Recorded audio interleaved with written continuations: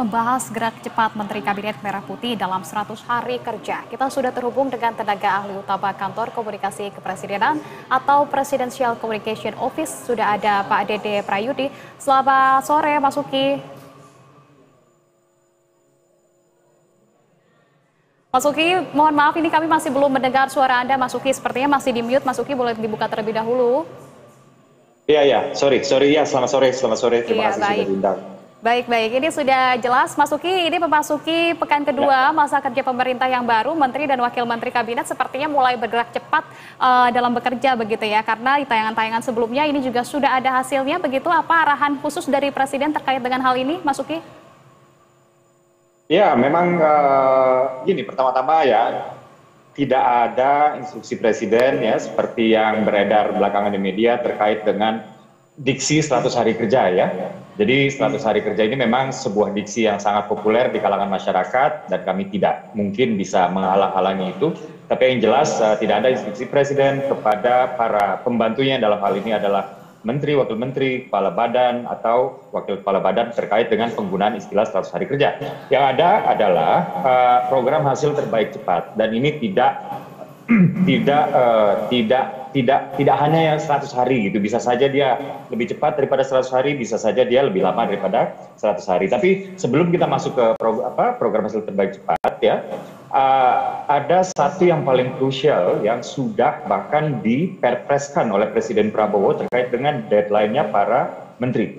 Yaitu apa? Jadi kayak gini, tadinya kan kita memiliki hanya 34 kementerian ya, yang dimana satu kementerian itu bisa membidangi 1, 2, atau bahkan 3 bidang pembangunan gitu. Nah, dengan Kabinet Merah Putih itu dipecah-pecah sehingga terjadi pemfokusan pembidangan tadi ya, sehingga secara konsekuensinya di sini dibutuhkan waktu untuk penguatan lembaga ya, termasuk di dalamnya ada birokrasi, infrastruktur, SDM, hak keuangan, administrasi, dan lain-lain. Dan kalau kita merujuk pada Perpres nomor 139 tahun 2024 yang sudah ditandatangani oleh Presiden Prabowo, maka ya penataan KL itu harus selesai di tanggal 31 Desember 2024 paling lama. Jadi kalau misalnya kami ditanya apa sih yang paling urgent ya, nah ini kan karena banyak kementerian pecahan ya atau pemisahan kementerian, maka hal-hal administratif dan birokratik tadi itu harus selesai by 31 Desember. Lalu masuk ke yang kedua, yaitu program hasil terbaik cepat ya. Di sini ada beberapa sebenarnya, misalnya program makan bergizi gratis.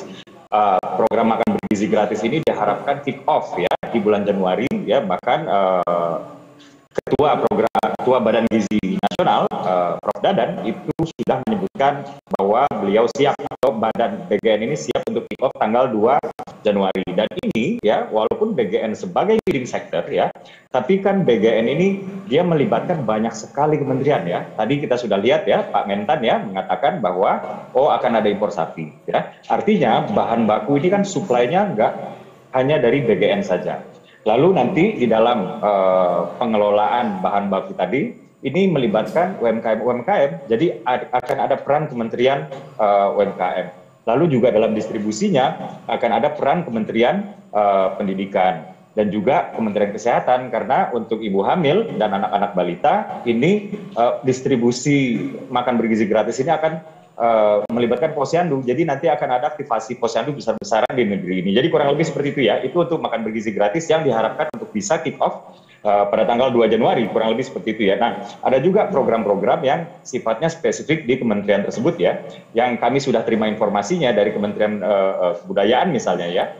Untuk yang pertama-tama ini mereka akan memulai ya pengintegrasian dan memperkuat simpul-simpul di dalam ekosistem kebudayaan gitu. Jadi ada wali budaya ya, ada pengamat, ada akademisi dan lain-lain. Ini yang mungkin tadinya itu terserak-serak gitu ya, itu akan dikumpulkan dan dibikin mereka berinteraksi secara sehat layaknya sebuah ekosistem gitu. Ada juga program Kementerian Kesehatan yang sebenarnya ini juga masih bagian dari program hasil terbaik cepat ya, yaitu pemeriksaan kesehatan gratis dan juga penanganan TBC, karena ini menjadi concern Presiden Prabowo sekali ya terkait dengan TBC ini, karena angka kematian kita itu termasuk yang tertinggi di dunia, bahkan paling tinggi di dunia ya. Nomor 2 setelah kita itu India. Nah, kurang lebih seperti itu ya. Jadi memang para menteri, kepala badan, termasuk para wakil mereka itu sudah kick off sesegera mungkin, di samping ya mereka memiliki keterbatasan yaitu infrastruktur ya, kelembagaan dan lain-lain tadi. Itu juga yang menjadi jawaban ketika banyak sekali pertanyaan dari penambahan kementerian begitu ya, semakin fokus dan kemudian semakin spesifik untuk kemudian ini juga bekerja semakin cepat begitu. Kalau yang tadi Anda sebutkan juga banyak sekali program-program, terlebih kalau yang kita catat adalah ada 3 yang tadi Anda sebutkan, termasuk dari makan bergizi gratis. Tapi kalau dari 100 hari yang dapat tuntas, kemungkinan yang dapat dikejar dalam program Prabowo khususnya apa, Mas Uki? Ya, yang sudah pasti jelas-jelas itu adalah penguatan kelembagaan ya, karena itu tanggal 31 Desember memang sudah harus selesai. Jadi kelembagaan ini harus ditata, dikuatkan, dan lain-lain, itu sudah harus selesai 31 Desember. Meanwhile, ketika para menteri, wakil menteri, kepala badan, dan wakil kepala badan mengerjakan itu, mereka juga tidak bisa melupakan tugas-tugas sektoral yang lain. Kurang lebih seperti itu. Jadi kalau misalnya dalam 100 hari ini kami belum menerima informasinya betul ya, cuman yang jelas, pengintegrasian dan memperkuat simbol-simbol kebudayaan tadi misalnya ya, ini memang diharapkan dapat diselesaikan dalam waktu kurang lebih 3 bulan. Tapi memang tidak ada istilah 100 hari di dalam tubuh pemerintahan Prabowo Gibran. Demikian. Oke, baik, Mas Uki, terakhir ini mungkin kita akan melihat tentunya dari kinerja para menteri kita, bagaimana kemudian strategi di antara masing-masing para menteri ini untuk kemudian berkolaborasi begitu ya, untuk menuntaskan dari program 100 hari kerja Pak Prabowo yang paling prioritas, Mas Uki. Ulangi lagi, mohon maaf.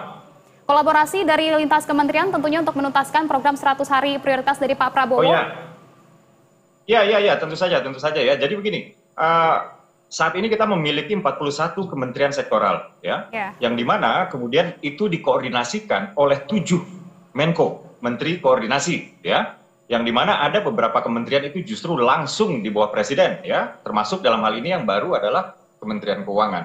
Nah, hal-hal seperti inilah yang memperkuat koordinasi, di samping memang kemarin itu kan para menteri, wakil menteri, kepala badan, dan wakil kepala badan itu kan sudah melakukan yang namanya team building ya.